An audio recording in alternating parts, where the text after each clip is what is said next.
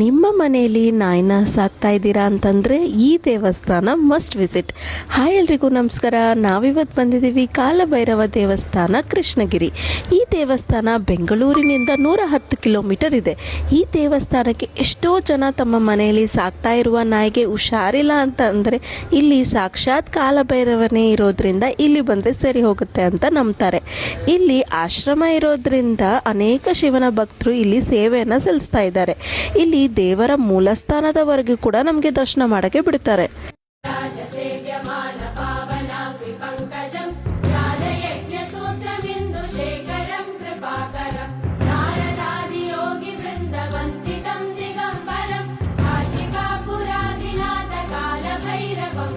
ದೇವಸ್ಥಾನ ತುಂಬ ದೊಡ್ಡದಿರೋದ್ರಿಂದ ಪೀಸ್ಫುಲ್ಲಾಗಿ ನೀವು ಎಷ್ಟೊತ್ತು ಬೇಕಾದರೂ ಅಲ್ಲಿ ಟೈಮ್ ಸ್ಪೆಂಡ್ ಮಾಡ್ಬೋದು.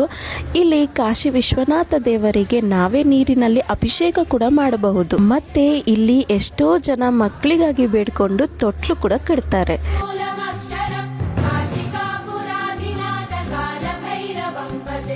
ಇಲ್ಲಿ ಪ್ರತಿದಿನ 3 ಹೊತ್ತು ಅನ್ನದಾನ ಕಂಟಿನ್ಯೂಸ್ ಆಗಿ ನಡೀತಾನೆ ಇರುತ್ತೆ. ಸೊ ನೀವು ಯಾವ ಟೈಮ್ಗೆ ಹೋದ್ರೂ ನಿಮಗೆ ಪ್ರಸಾದ ಸಿಗುತ್ತೆ. ಮತ್ತು ಇನ್ನೇನು ವೆಯ್ಟ್ ಮಾಡ್ತಿದ್ದೀರಾ?